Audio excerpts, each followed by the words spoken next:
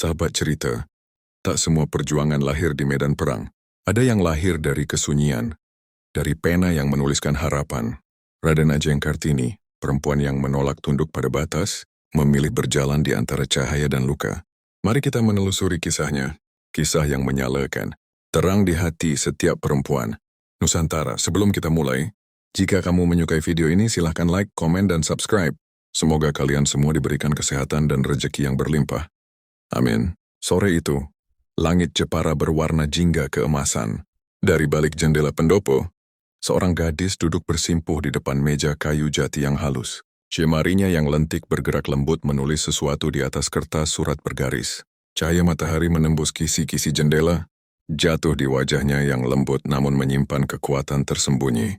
Dialah Raden Ajeng Kartini, putri Bupati Jepara, keturunan bangsawan Jawa, namun hatinya tak terikat oleh batas kebangsawanan itu sendiri.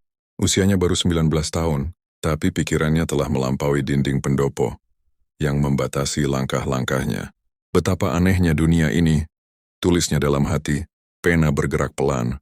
Kaum perempuan hidup seperti burung dalam sangkar. Sayapnya mungkin indah, tapi tak pernah diizinkan mengepak bebas. Pintu pendopo berderit perlahan. Seorang perempuan parubaya melangkah masuk, Ngasirah, ibu kandung Kartini.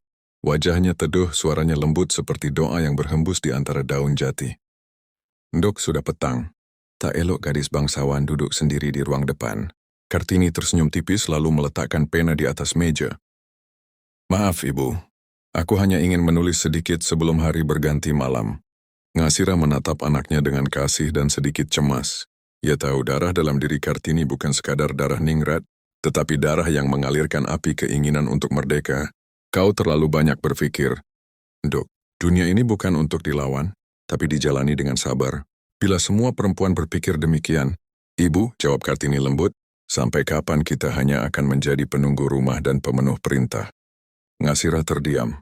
Hatinya bergetar, tapi ia tahu kata-kata anaknya bukan pemberontakan, melainkan doa yang berubah wujud menjadi tekad. Malam pun tiba. Lampu minyak menyala di setiap sudut pendopo. Di luar, angin berembus membawa suara gamelan dari arah alun-alun Jepara. Kartini berjalan ke beranda, memandang langit yang bertabur bintang. Dari kejauhan, terdengar langkah kaki seseorang. Sosok pria muda berbusana rapi muncul dari balik taman. Raden Sosroningrat, ayahnya Bupati Jepara. Wajahnya berwibawa, namun ada lembut yang menenangkan di sorot matanya. Kartini, mengapa engkau berdiri di luar malam-malam begini? Hamba hanya ingin menikmati udara. Ayah, rasanya dunia terlalu sempit bila hanya di dalam kamar. Engkau berbicara seperti orang Belanda. Ujarnya sambil tersenyum samar. Kau terlalu sering membaca surat dari sahabat-sahabatmu itu. Kartini menunduk hormat namun suaranya pelan menggema di antara angin. Bila kata-kata mereka dapat membuka jendela dunia, mengapa hamba harus menutup mata, ayah? Sosroningrat menghela napas. Ia mencintai anaknya dengan tulus, namun adat dan jabatan memaksanya menjaga nama keluarga. Ingatlah nak, dunia kita bukan dunia mereka. Ada garis yang tak boleh dilangkahi. Kartini menatap ayahnya. Pandangannya tenang tapi dalam. Namun bila garis itu menahan cahaya, bukankah lebih baik kita yang melangkah, ayah?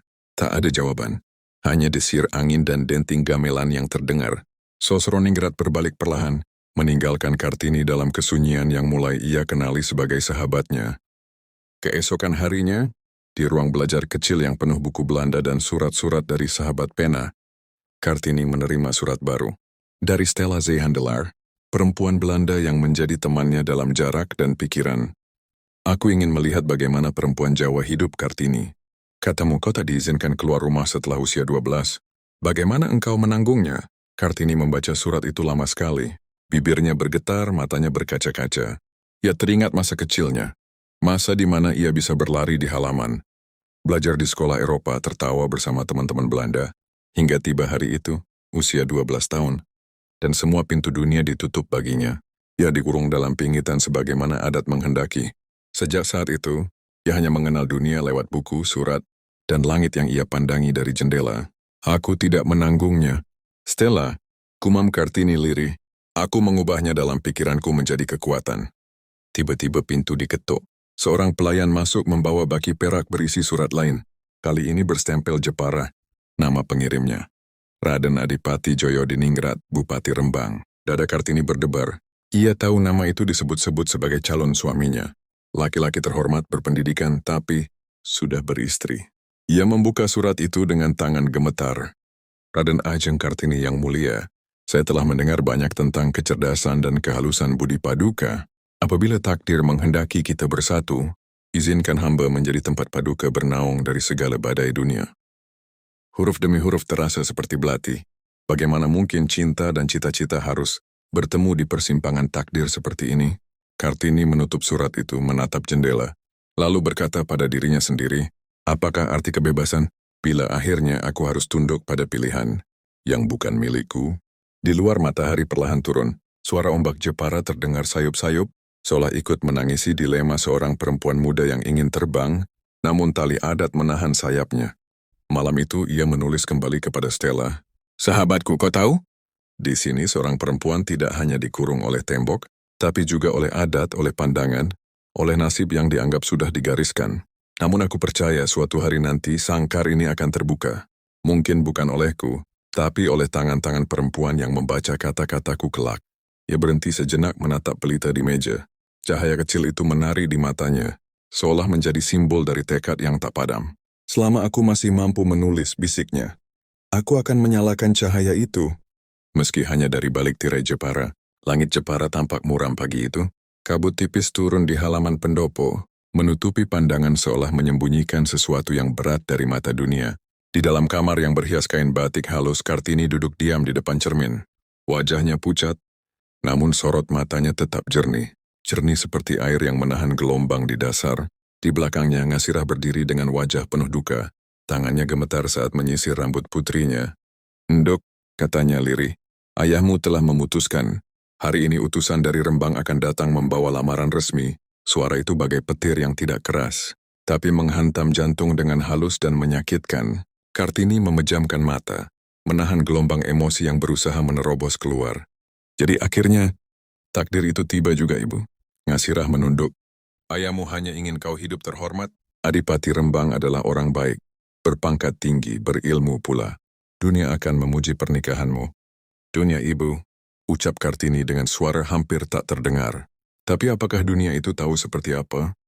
Rasanya kehilangan diri sendiri demi nama baik keluarga. Ngasirah terdiam. Dalam keheningan itu, terdengar suara gamelan dari kejauhan. Pelan, tapi seperti menuntun langkah waktu. Menjelang tengah hari, utusan dari Rembang tiba. Pendopo Jepara tampak megah. Dihiasi kain-kain batik dan harum bunga melati. Para abdi berjejer rapi. Sementara Kartini berdiri di belakang tirai tipis, menatap dari balik kain yang memisahkan dirinya dari dunia luar. Sosok yang datang tampak gagah.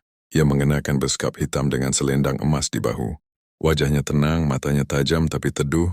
Raden Adipati Joyodiningrat, Bupati Rembang, lelaki yang telah beristri, namun kini datang membawa lamaran atas nama kehormatan dan jabatan. Hamba datang, Bupati Jepara, katanya hormat pada ayah Kartini. Atas restu Gusti dan adat, hamba memohon izin untuk meminang putri paduka. Sosroningrat mengangguk perlahan, meski di balik tatapan tegarnya, ada kebimbangan yang tak ia tunjukkan. Lamaranmu adalah kehormatan bagi keluarga kami. Raden, bila Gusti menghendaki, maka pernikahan ini akan menjadi pengikat antara Jepara dan Rembang. Di balik tirai, Kartini menggenggam ujung kain kebayanya erat-erat. Ia melihat bayangan sosok lelaki itu dari sela cahaya yang menembus tirai. Dan di saat yang sama ia tahu, hidupnya akan berubah selamanya. Malamnya Kartini duduk di ruang belajarnya. Di atas meja tergeletak surat dari Stella dan beberapa lembar tulisan tentang cita-cita, membuka sekolah perempuan. Namun kini pena di tangannya terasa berat. Ia menulis, sahabatku, dunia di sini tak mengenal pilihan. Mereka menyebut pernikahan sebagai kebahagiaan. Namun bagiku, itu seperti tali halus yang perlahan membelit leher cita-citaku sendiri. Aku akan menikah dengan seorang pria yang mungkin baik, mungkin pula tidak, tapi bukan itu yang menakutkanku. Yang kutakuti adalah kehilangan diriku sendiri. Air matanya jatuh, membasahi tinta yang belum sempat kering. Apakah perempuan selalu harus menyerahkan mimpinya demi nama dan martabat keluarga? Gumamnya. Beberapa minggu kemudian, rombongan besar berangkat dari Jepara menuju Rembang. Kartini duduk di kereta kuda berhias kain kuning gading. Di luar, rakyat berdiri di tepi jalan melambai mengucap doa dan pujian. Namun di hati Kartini, Tak ada kebahagiaan yang menyala. Yang ada hanyalah campuran antara pasrah dan doa yang berbisik lirih. Sesampainya di pendopo Rembang, udara terasa berbeda. Kota itu sunyi dan lebih dingin dari Jepara. Raden Adipati menyambutnya dengan sopan dan tenang. Wajahnya menunjukkan rasa hormat, tapi juga jarak yang tak bisa dijangkau oleh hati. "Selamat datang di rumahmu, Raden Ajeng Kartini," katanya lembut. "Semoga Paduka berkenan berdiam di sini." Kartini tersenyum sopan menunduk dan menjawab dengan bahasa halus yang diajarkan sejak kecil. Namun dalam hatinya sebuah pertanyaan terus menggema. Apakah ini rumahku bila dindingnya bukan dari keinginan sendiri? Hari-hari berlalu. Kartini menjalankan peran barunya. Sebagai istri seorang adipati dengan patuh dan anggun, ia menyambut tamu, mengatur rumah tangga, dan menjaga martabat keluarga sebagaimana layaknya seorang perempuan bangsawan. Namun setiap malam, setelah semua orang tertidur, ia menyalakan pelita kecil dan kembali menulis. Kadang tentang cita-citanya membuka sekolah bagi perempuan Jawa, kadang tentang kerinduannya pada Jepara, pada langit sore yang dulu menemaninya bermimpi, dan kadang tentang suaminya sendiri. Joyodiningrat bukan lelaki kasar. Ia berbicara lembut, memperlakukan Kartini dengan hormat, bahkan mendengarkan gagasan-gagasannya dengan rasa ingin tahu yang tulus. Tapi di antara mereka, selalu ada dinding tak kasat mata. Dinding antara adat dan keinginan, antara kasih dan kewajiban. Suatu malam saat keduanya duduk di beranda, Kartini memberanikan diri berkata, "Kanjeng Adipati, apakah Paduka percaya bahwa perempuan juga pantas belajar seperti lelaki?" Joyodiningrat memandangnya lama lalu menjawab dengan suara berat, "Aku tak menolak gagasan itu, Kartini. Tapi dunia belum siap, adat belum mengizinkan." "Kalau dunia tak siap," kata Kartini pelan, "bukankah seseorang harus menyiapkannya?" Joyodiningrat terdiam. Ia menatap istrinya, gadis muda dengan cahaya di matanya yang tak pernah padam. Dalam hati kecilnya ia tahu, perempuan di hadapannya bukan sekadar permaisuri pendopo, melainkan api yang bisa menerangi banyak jiwa. "Kau berbeda, Kartini," katanya akhirnya. "Berbahaya sekaligus indah." Kartini menatap langit malam. "Aku hanya ingin menjadi cahaya kecil, Kanjeng. Jika suatu hari aku padam, biarlah cahayaku menyala di hati perempuan lain." Angin laut Rembang bertiup lembut malam itu. Pelita di meja hampir padam. Tapi sinarnya tetap menari-nari di mata. Kartini, seperti semangat yang tak bisa dibungkam oleh adat, cinta atau bahkan takdir. Beberapa bulan kemudian, Kartini mulai menulis surat-surat baru. Kali ini bukan hanya untuk Stella, tapi juga kepada pejabat Belanda yang bisa membantunya mendirikan sekolah perempuan. Ia menulis dengan hati yang penuh harap, meski tubuhnya mulai lemah oleh tekanan batin dan kehidupan rumah tangga yang sunyi. Namun di balik segala keterbatasan, ia tetap menulis. Menulis untuk perempuan yang belum lahir, menulis untuk masa depan yang belum datang, menulis untuk cahaya yang kelak tak akan padam. Dan di suatu senja di beranda pendopo Rembang, Kartini menatap langit sambil berbisik, "Jika aku tak lagi bisa melangkah, biarlah tulisanku yang berjalan menggantikan langkahku." Pagi di Rembang itu begitu tenang. Kabut belum sepenuhnya sirna. Namun aroma laut telah sampai ke pendopo. Di ruang tengah Kartini duduk di kursi kayu dengan perut yang mulai membuncit. Tanda kehidupan baru tumbuh di rahimnya. Tangannya menulis perlahan. Meski jemarinya tak lagi sekuat dulu. Di hadapannya tergeletak lembar-lembar surat yang belum terkirim. Semuanya berisi cita-cita tentang sekolah untuk perempuan Bumi Putra. "Bila anak-anakku kelak menanyakan apa yang paling kuinginkan di dunia ini," tulisnya dengan tinta yang hampir habis, "maka jawabanku sederhana. Agar perempuan dapat berpikir, agar ia tidak hanya hidup karena perintah, tapi karena kesadarannya sendiri." Dari pintu, Kanjeng Adipati Joyodiningrat melangkah masuk. Lelaki itu kini tampak lebih tenang, dan di matanya tersimpan rasa sayang yang lembut. Bukan lagi sekadar kewajiban suami terhadap istri. "Kartini," katanya pelan, "kau seharusnya beristirahat. Tubuhmu lemah. Surat-surat itu dapat menunggu." Kartini menatapnya dengan senyum tipis. "Surat-surat ini bukan sekadar tulisan, Kanjeng. Ini adalah suara yang kelak akan menggantikan suaraku bila aku tiada." Joyodiningrat mendekat memegang bahu istrinya. "Aku tak ingin mendengar kata-kata itu. Tapi kita tak dapat melawan waktu, bukan?" jawab Kartini lembut. "Namun kita bisa meninggalkan jejak yang tak akan hilang olehnya." Hari-hari berlalu dengan pelan. Kehamilan Kartini membuat tubuhnya cepat letih, tapi pikirannya terus menyala. Di sela kesunyian pendopo, ia menerima surat balasan dari J.H. Abendanon, pejabat Belanda yang kagum pada tulisannya. Dalam surat itu Abendanon menulis bahwa keinginan Kartini untuk membuka sekolah bagi perempuan akan didukung. Bahkan pemerintah bersedia membantu biaya dan fasilitasnya di Jepara. Mata Kartini berkaca-kaca saat membaca surat itu. Ia menggenggam surat itu erat, menatap suaminya yang duduk di seberang. Kanjeng, ini kabar baik. Sekolah untuk anak-anak perempuan akan terwujud. Mimpi kita akhirnya punya bentuk. Joyodiningrat menatapnya dalam diam. Dia tahu kebahagiaan itu tulus, tapi di balik sinarnya ada tubuh yang kian rapuh. Kau bahagia, Kartini? Bahagia, jawabnya dengan senyum lembut. Tapi bukan karena aku akan dikenang, melainkan karena aku tahu perempuan lain akan hidup lebih bebas. Joyodiningrat tak bisa menahan perasaannya. Ia meraih tangan Kartini, mengecupnya perlahan. Aku telah mengikatmu dengan adat dan nama, tapi kaulah yang justru membebaskanku dari kebodohan masa. Kartini menatapnya. Matanya teduh tapi berkilat cahaya kecil yang sukar dijelaskan. Terima kasih, Kanjeng. Kadang cinta tak harus memenjarakan, cukup menjadi angin yang membantu api tetap menyala. Menjelang senja, Kartini sering duduk di beranda memandangi laut. Ia mulai menulis surat-surat terakhirnya, bukan lagi kepada Stella atau Abendanon, tapi kepada adik-adiknya di Jepara, Rukmini dan Sumatri. Adikku, jika aku tak sempat menyaksikan sekolah itu berdiri, teruskanlah. Jangan takut pada dunia yang berkata perempuan harus diam. Bila kau takut, ingatlah bahwa di dalam darah kita mengalir keberanian ibu-ibu kita. Keberanian untuk mencintai tanpa pamrih dan berkorban tanpa takut. Malam datang perlahan menutup hari dengan angin laut yang dingin. Di pendopo, Kartini duduk memandangi pelita yang berkerlip di depan altar kecil. Ia tahu waktunya semakin dekat. Bukan hanya waktu melahirkan, tapi juga waktu berpamitan dengan dunia yang ia coba ubah. Andai aku diberi sedikit lebih lama, katanya dalam hati. Aku ingin melihat mata anak-anak perempuan itu bersinar saat belajar membaca. Aku ingin tahu bagaimana rasanya hidup di dunia di mana perempuan tak lagi dipenjarakan. Beberapa minggu kemudian, suara tangis bayi menggema di pendopo Rembang. Kartini melahirkan seorang putra, Raden Mas Susalit Jojo Adiningrat. Tangis itu membuat semua penghuni rumah bersujud syukur. Namun di kamar dalam, Kartini terbaring lemah. Wajahnya pucat, tapi matanya masih bersinar. Menatap anaknya yang digendong oleh perawat.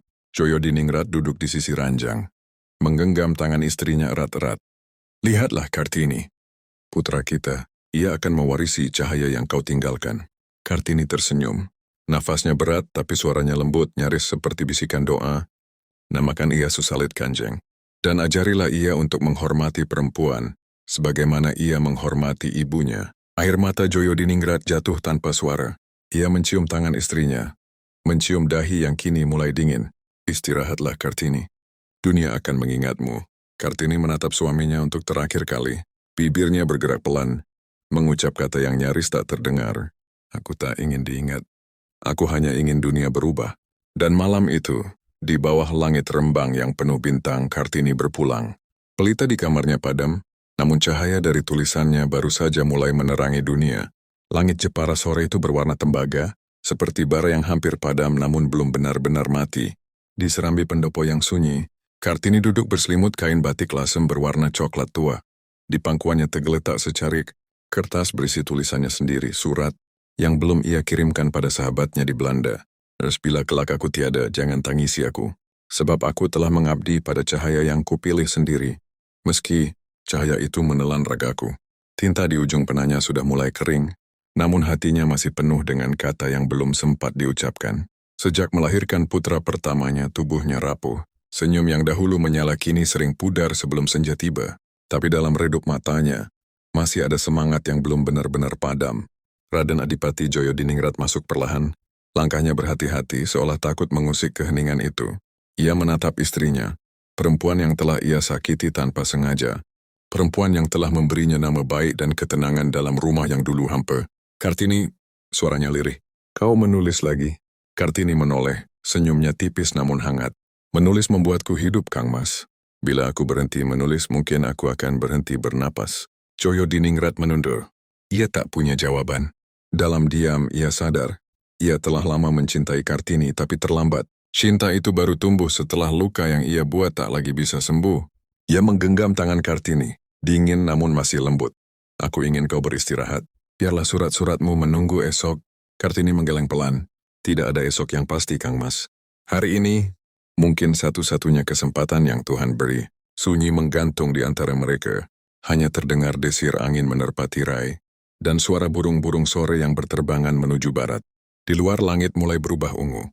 Di dalam cahaya pelita mulai redup, dan malam saat itu Kartini kembali, membuka surat-surat lamanya tulisan yang ia kirim pada Nyonya Abendanon di Belanda. Tiap lembar adalah saksi dari gelisah yang tak pernah berhenti. Tentang pendidikan perempuan, tentang kebebasan berpikir, tentang harapan bahwa kelak wanita Jawa tidak lagi hidup di balik dinding-dinding tinggi.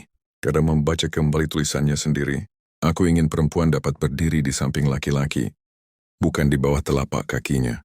Aku ingin mereka berani berpikir, berani bermimpi, berani menjadi dirinya sendiri. Air mata menetes tanpa ia sadari. Kartini menatap api pelita di hadapannya, kecil tapi tak padam. Tuhan bisiknya, jika waktuku hampir habis, izinkan aku menitipkan cahaya ini pada anak-anakku, pada bangsaku. Fajar menjelang dengan perlahan. Ketika pelayan datang membawa air wudhu, Kartini sudah tertidur dalam tenang, senyum masih tersisa di bibirnya. Di atas meja surat terakhir itu terbuka, dengan tinta yang baru mengering. Joyo Diningrat berdiri membisu di pintu, menatap tubuh perempuan yang kini seolah tidur panjang. Ia mengambil surat itu, membacanya dengan tangan bergetar. Kang Mas, bila kelak aku tak lagi bersamamu, jangan biarkan nama perempuan kembali terkubur di sunyi. Jadilah penyangga bagi mereka yang ingin belajar. Jadilah sahabat bagi setiap cahaya yang berani bersinar. Air mata yang jarang ia beri izin akhirnya jatuh. Ampuni aku, Kartini. Bisiknya, suaranya patah oleh penyesalan. Ia menatap keluar jendela. Mentari pagi menyelinap di balik pepohonan, menembus kaca pendopo dan jatuh tepat di atas wajah Kartini. Seolah langit sendiri menunduk, memberi penghormatan pada perempuan yang menantang gelap dengan pena dan kata. Beberapa bulan kemudian, surat-surat Kartini dikirim ke Belanda, diterjemahkan dan disebarkan ke dunia. Dari balik dinding yang dulu membatasi langkahnya, suaranya menembus batas waktu. Perempuan-perempuan mulai membaca, mulai berani bersuara.